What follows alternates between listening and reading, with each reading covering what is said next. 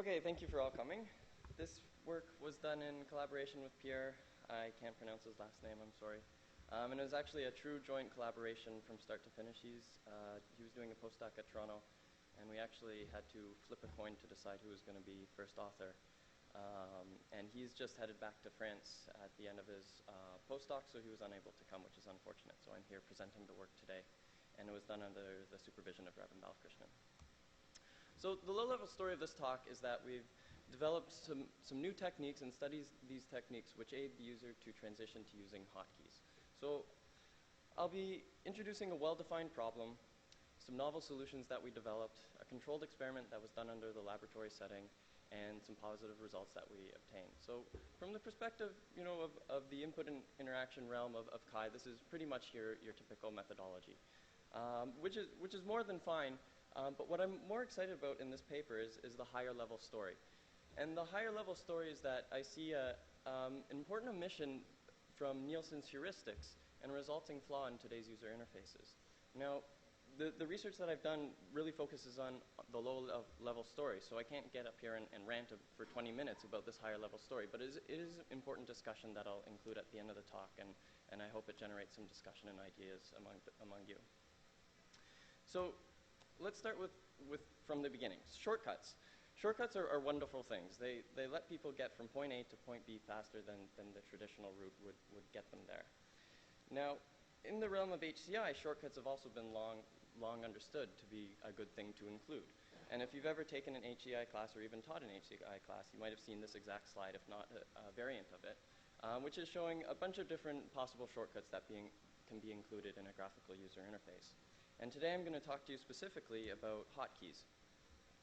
So hotkeys, which you all probably know, are sequences of key presses that you use instead of going into a menu and clicking. And a low-level GOMS analysis will pretty much tell you that it is going to reduce the task time to complete whatever function you'd like to do. Now, we all probably know some sort of handful of hotkeys. At least some of you might know hundreds, depending on how much you use them. What's more interesting are the hotkeys that we don't know. And I'd like you all to think about if you've ever had the experience of sitting next to another user who is using the computer, watching them use it, and seeing them do something a lot faster than you knew how to do it. And start to think, hey, how did you do that? Ask them, they tell you about a new hotkey, you start using it, it becomes your best friend with your user interface. And the opposite could happen too. Someone else could be watching you and saying, why are you doing it that way? Just do this. And hence you've learned that hotkey. And I'd imagine most of you had at least one experience like that. And it makes you wonder how many more of these hotkeys are out there just sort of waiting for you to learn. So while hotkeys can be really useful to the expert user, there are some problems which we have identified. And the two that we focus on are that hotkeys lack visibility and hotkeys can be hard to learn. So the visibility problem, there's a bit of a spectrum. So something like Alt-Tab is completely invisible to the user, where there are some solutions, for example here, where you show the hotkey assignment next to the command in the menu. Now the problem with this strategy is that when users go into the menu, they're focusing in on their primary task, which is to get my command done so I can return to what I'm doing. Okay, so a lot of times when these hotkeys are displayed on the right side, they're not even going to take that extra 1, 2, or 5 seconds to look at it, concentrate on it, and try to store it in their memory. So a lot of times these go unknown. The other problem is that hotkeys can be hard to learn, and this can be especially the case when they're inconsistent across different user interfaces, or also if there are arbitrary mappings between the command and the hotkey. So these are the problems we're going to focus on, and it's actually surprising there hasn't been too much work in this realm. So the solutions we come up, we're going to look at two strategies. One is to manipulate the menu feedback. So can we increase the awareness of the hotkey? So when they are accessing the command, they have more awareness than just having it displayed on the right side, which they might ignore. So increasing the awareness, and this is also improving what's called incidental learning, where they're not concentrating on learning it, but just from seeing it or having that feedback, it might just get stored after certain repetition. The other strategy we're going to look at is manipulating the cost of using the menu. So if you're at the session earlier, this is now the second paper that talks about actually making things harder for the user. So as Bill Buxton said to me actually quite recently, we're either both geniuses or both smoking crack. But basically the idea is we want to increase the motivation to learn the better way to do it, to make the user more efficient. And this supports both intentional learning, that you're motivated to learn, but also incidental learning, because you're going to be doing it more and more, and through the repetition you again learn what the assignment is. So when I go back to this picture, you might understand why I use this example to show what a shortcut is, or to illustrate a shortcut. Because one might say that the carpool lane is meant to get people who have lots of people in their car to their destination faster. For the purpose of this talk, I'd say that's not what's happening at all. The purpose of the carpool lane is to get people to transition from driving alone to driving with a group. And again, they're doing that in two ways. They're making it clearly visible that there is a shortcut, okay? So they're increasing the visibility. And also, by taking up a lane that could have been used by anyone otherwise, they're increasing the cost of not driving in a group. So they're providing motivation to transition as well. So they're increasing the cost and increasing visibility of this shortcut. And it's kind of the same strategies that we're looking at. So I'll go through the techniques briefly and then show you a video. So this is the control, right? This is what happens in standard user interfaces. You have your hotkey, you click on it, and it begins to fade out. Okay? And within that fade out, I don't think it was meant for you to learn what the hotkey was. It's just to be aesthetically pleasing. Our variant on that is fading out just the hotkey. So if you click on the item now, the command will completely disappear, whereas the hotkey part of it will slowly fade out. So it gives you some extra time, and it brings out the hotkey a bit more. The menu replacement, basically, as the cursor scrubs over the menu items, those items get replaced by the hotkey. So now the user doesn't need to shift their attention to the right. The hotkey will be right there in front of them to look at. And then we have the blinking hotkey, which is basically, after you click the button, we're sort of pushing the envelope and say, let's make the hotkey flash at you, okay? So we're seeing how far can we go with this increased awareness, and what will it accomplish? And then lastly, we not only make it blink, but what if we make this hotkey follow the cursor? So if the user shifts their attention to their primary task, we'll make that hotkey follow along, and maybe increase the awareness like that. So these are some feedback techniques, and they're actually all visual feedback techniques, but of course there's other types of feedback. And as I've said before, the user's primary task is taking up the visual channel. So what if we look at an alternative channel, and what we chose to look at was audio feedback. So after I click on the item here, Shift R. Oh, let me do that again.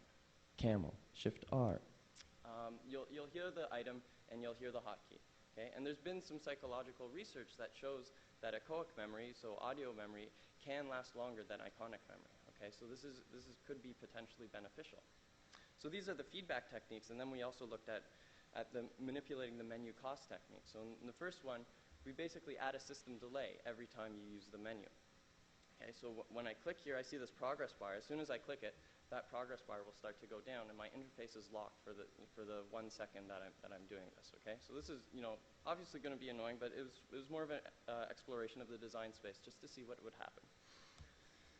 And then the next thing we did was just completely disable the menu. So you can go into the menu, you can browse it just as you would otherwise, but the menu items were grayed out, and if you clicked on them, all that would happen would be the hotkey assignment would flash at you, and nothing would happen. The only way to activate this command would be to use the hotkey. Okay, so I'll start a video showing. This is the experimental task we actually use. So I clicked on a button, you see an image. The images generally have a very intuitive word associated with them. So for example, this is dress shirt. You go into the menu and you click the associated item. Now we had 5 different categories. Each of the categories had a different technique associated to it. So the animals, this is the control technique. So you can see, I click the item and the hotkey assignment fades out. And this is meant to simulate what happens in a standard user interface.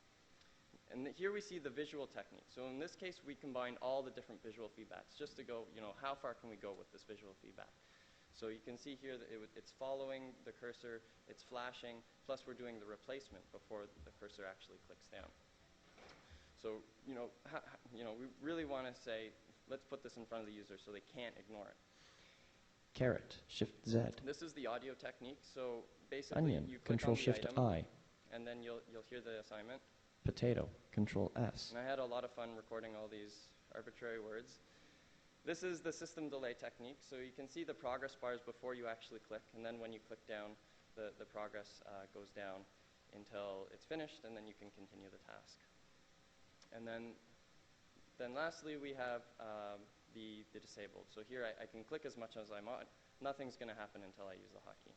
Because I'm just demonstrating here, I'm not going back and forth between the click here box, but in the actual task, every time they clicked an item, a new object would appear. They'd have to go back up to the menu or use the hotkey.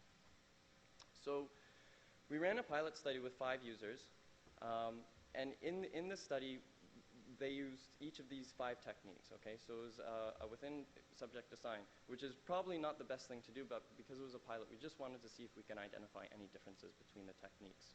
Okay, so participants were told about hotkeys, what they were, and they were told you can do it any way you want. Plus, we paid the participants based on their completion time over the entire experiment. So they had some motivation to try to be as efficient as possible. So the results show that 2 techniques stand out, actually. So hotkey use is defined as using the hotkey without first looking at the menu. Otherwise, the disabled technique would have 100% hotkey use. So this means I knew what the hotkey was as soon as I saw the image. Okay? And you can see 2 interesting things. One, the visual technique didn't seem to do any better than the control, whereas the audio technique, which is audio feedback instead, did. And we think that's because we were using the audio channel. And then the other interesting thing here is that the disabled technique did do better than the delayed technique. And we think that's just because we were forcing the repetition of use, which got the users learning the mappings. So now that we'd identified these 2 sort of standout techniques, we wanted to do a comparison in a more formal experiment. So we did a between participants study. We had 42 participants, 14 assigned to each of the techniques, the control, the audio, and the disabled. So, and the results were quite dramatic, and I urge you to go into the paper to read about all the details, and it was quite a difficult experiment to design to keep things controlled.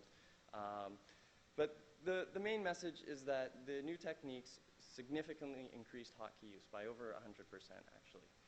And what's interesting is when we look further into this, what happened is with the control technique, 7 out of the 14 participants did not transition to using hotkeys even a single time. They used the menus the entire time. Okay? And if we look at this graph, we might see why. So this is how hotkey use, or how trial completion time progressed over the blocks.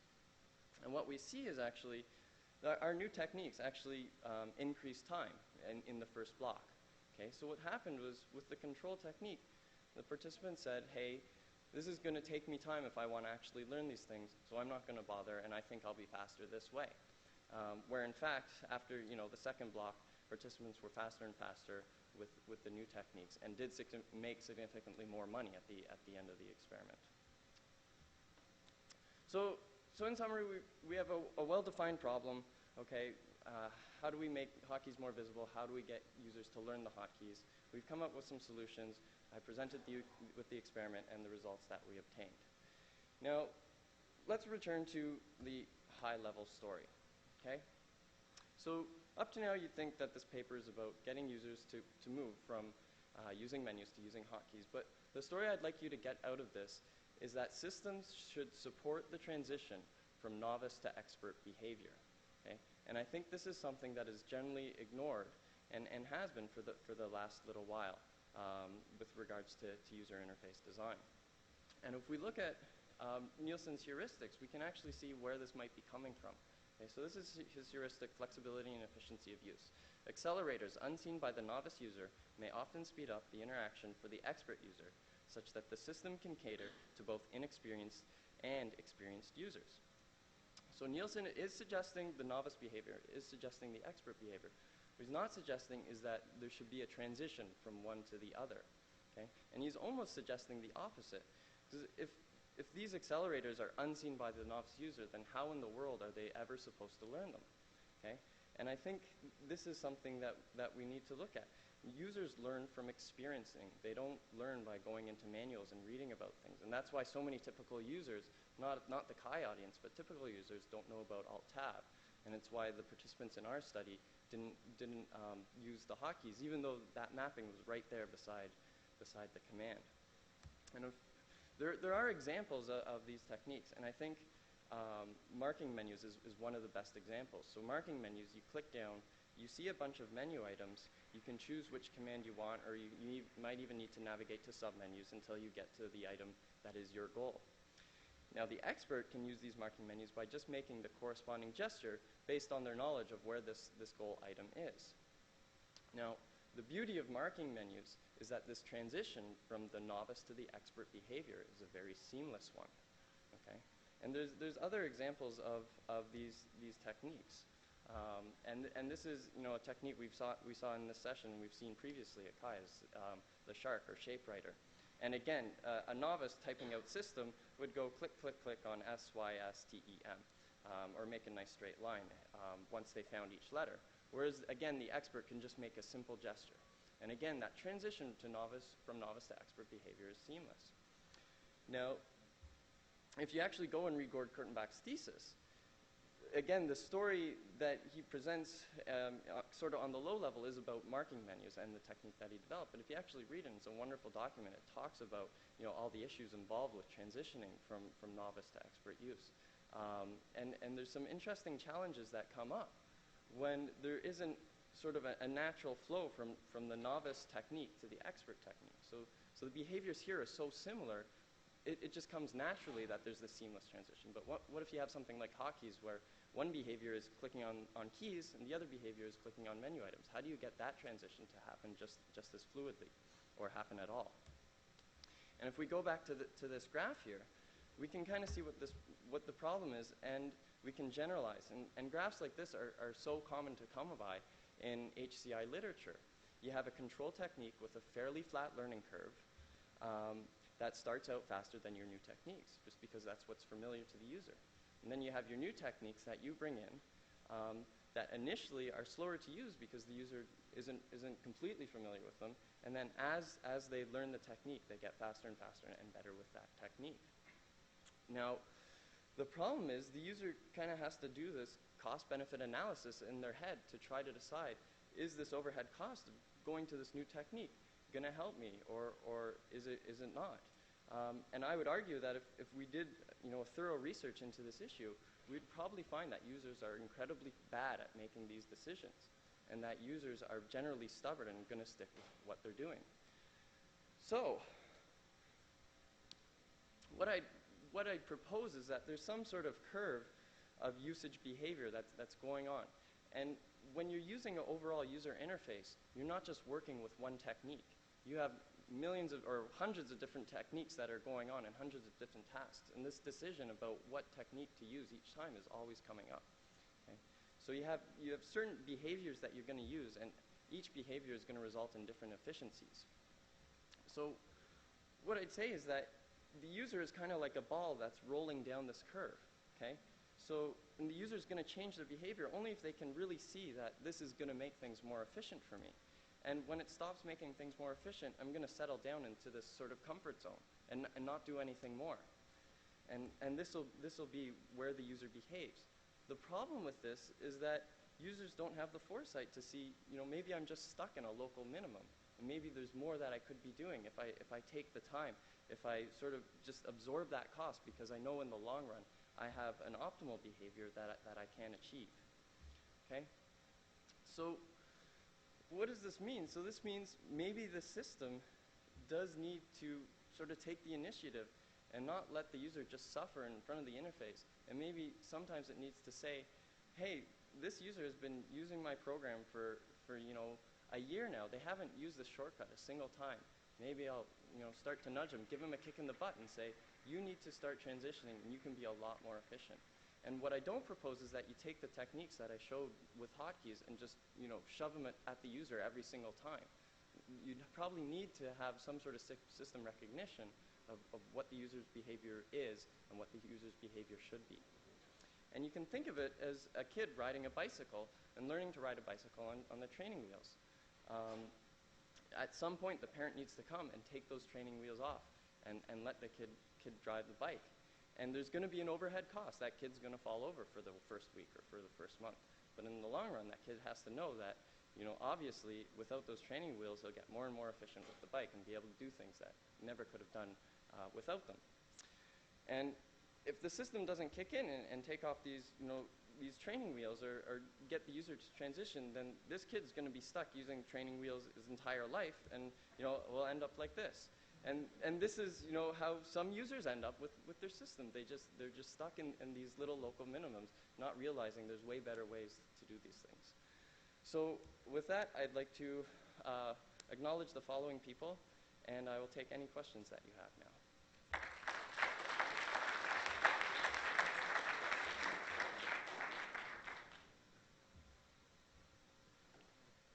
Hi, Jean-Daniel Fekete from INRIA, France. It's a very interesting talk. I would like to raise two things. So I'm really for those shortcuts, and I'm learning a lot. But there is a cost that you haven't raised in your talk. So for example, I'm French, so I'm using French keyboard for typing French, but I'm using American keyboard for programming because the braces and things like that are very clumsy in French keyboard. And every time for the 10 seconds I'm changing from Word typing French to programming using an American keyboard, the number of errors I do increases highly, which provokes a lot of frustration usually. And I'm also using Emacs a lot, and I'm using Emacs and something like Eclipse, which has an Emacs mode, almost compatible. But the almost compatible is very expensive because sometimes I want to use a short key, and it doesn't work. So it does something completely different. So the compatibility is lack of compatibility is very expensive. So when you rely on your physical memory and it doesn't work, sometimes you don't even see it. It's too late. You've done it, and then the program is killed. So there is really a cost associated with learning, and you haven't shown that. And that might be also related to the fact that users want to stick to a small subset of shortkeys that they master so that they don't get frustrated by the fact that when they learn some other, they don't work or they provoke some catastrophe in another program. So I don't know what your comment about it. Yeah, I think that's a really good point. And I mean, you can basically sum it up as there's always going to be a cost of an error. And I think with hotkeys, you're completely right. The cost of an error is much higher than with the cost of a menu. So with the cost of a hotkey, it's completely unpredictable what might happen. Sometimes this happens, and you don't, what did I just do to the system? And you don't even know. Yeah, so in our experiment, what we did was, if the user clicked on a hotkey that was incorrect, we gave them, I think it was either a 3 or a 5 second time penalty to kind of simulate that. Obviously, it's not realistic, right? It's in a laboratory setting. There is an Emacs function called what lossage that shows what you've typed before in order to understand what set you are at right now, because it's something that happened in Emacs. You type hotkeys and all of a sudden you're in nowhere. Yeah. Okay. Sorry. Okay. And just have I'm sorry. I have a very quick. I'll leave. Okay. Thanks. Hi, Tovi. Aaron Genet, University of Saskatchewan. We just saw from Andy that there's another dimension to the problem, which is that of user enjoyment. And what I saw you doing, and I really appreciate your philosophy, and I really appreciate what you've done, what I saw you doing is to get people to learn, you make it as annoying as possible.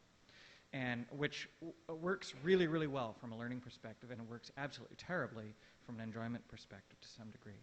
How do you think that fits in with the idea of a local optimization and an ultimate optimization, right, and how you can actually move people forward without making them abandon it? Yeah. So, what I don't want to propose is another Clippy disaster, right? And if there has to be cost involved, then sometimes there does have to be cost involved. We did do subjective testing after the test, and actually it was interesting. The delayed technique had poor subjective results. People did not like it at all because they're forced to pause for really no good cause. Whereas the disabled technique did not have the same effect. That people did not mind it. So I agree. The last thing you want to do is frustrate the user to no end. But if there is a small initial cost, if in the long run it's going to save the user hours and hours of time, I think you can do that, and at the same time not frustrate the user, because the user, if it's done right, the user within a day will say, you know what, I'm kind of glad it told me about that. Then that's the best case scenario. But definitely it would have to be implemented very carefully. Shuming Jai, IBM. I really liked the topic and the research. largely because, as Kai felt, we often being accused of, favoring esoteric topics that are really not relevant to most HCI problems. And here's a problem that people have on a daily basis or hourly basis, a minutes basis, or even second basis. You always deal with. So it's really a nice problem, and you work on it. It's really great. I also like your philosophy. But other than what you said about the high-level stories, there is indeed a challenge. That is, we all have a bias towards more short-term return rather than long-term return, and we're all not completely rational, ourselves included. So that translates to a low-level question. That is, the two approaches you in the end tested were, one is auditory, which has some obvious problems with auditory situation. Sometimes you don't want to have that at all. And the other one is very forceful. That is, you really disable the manual. But the other mechanism you proposed earlier were more subtle. But later on you dismissed them. There was no chance for those to succeed at all? I wouldn't say there's no chance at all, because the results we got from that initial pilot experiment was just a pilot experiment. And if you go and read the paper, there's a number of difficulties involved in the design of that experiment, mostly that it was within participants. So there was sort of conflict of motivation. So they might get motivated by one technique, and that motivation might carry over to a different technique. So what was clear from the results was that these two techniques that we did choose to test did have some sort of difference than the rest of the techniques, but I certainly don't think we can dismiss the other techniques. But it did seem that just increasing the visual feedback was not as effective as using something like the auditory channel. And I think it was because the visual channel was being used for the primary task, so maybe not being used to actually look at the hotkey. Yeah, just again, if you want to suggest this to a product designer, they probably wouldn't accept these two more effective. But the middle ground may still be worth pursuing. You don't want to make it too subtle, and then they don't notice it. But then, yeah, exactly. Thank you. Two comments. The first is, I think a lot of people do learn how to use hotkeys and other techniques by watching other people, not even getting explicit instruction. Right. And so the techniques that you've introduced that are a little subtler and aren't going to interfere with the conversation flow, people are actually likely to learn by watching, and that means the person isn't even going to stop and say, now I use the hotkey. So if it just shows even if it shows that the hotkey is an option, but if you actually see when people are doing it. The second is that I have a sense that hotkeys aren't first-class citizens. And my sixth and seventh top hotkey in Excel were, I use a Mac, Apple R and Apple D for fill right, fill down. And in 2004, those disappeared. And not only are the hotkeys gone, they've actually gone to a double level menu, so it's much harder to do that. And in fact, it took me about a year to realize that there was a completely different way to accomplish the task, and I've switched to it because the lack of hotkeys is just unbearable. But I'm not sure that for the same reason you pointed out in Nielsen's guidelines, I suspect that hotkeys aren't considered a permanent part of the interface, whereas designers think very hard about taking a menu item completely out, because once people know the menu, that's really part of the system. Right. Oh, is it back? Good.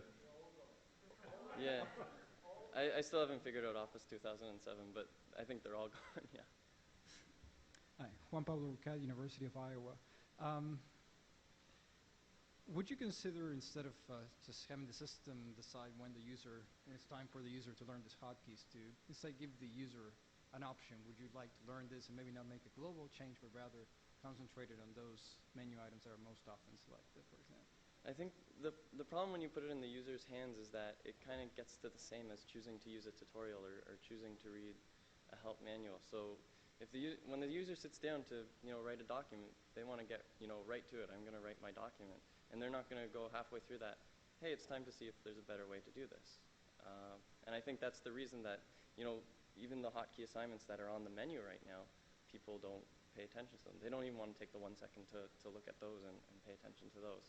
So I think it's a different approach, and it'd be interesting to test, but that would be my concern. I mean, you could say as a user, I'd like to learn this, help me out and learn. And the other problem is the user doesn't know if one even exists or not. They might say, take the time to say, what's the better way to do this, and then not get an answer out of it. So I mean, it's an interesting idea, but there would be those concerns. different ways of looking at it? Try to make this quick. The mouse sometimes causes people repetitive strain injury, sometimes switching back and forth between it.